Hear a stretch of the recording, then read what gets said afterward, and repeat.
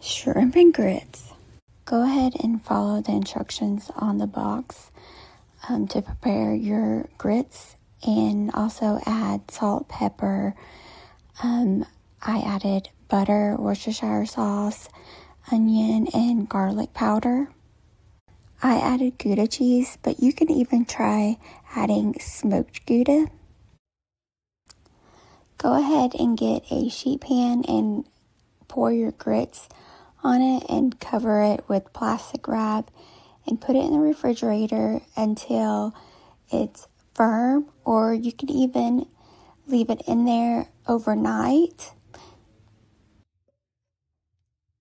Once it's firm, you'll go ahead and cut it in whatever shape you like, and you'll toss it in some seasoned flour.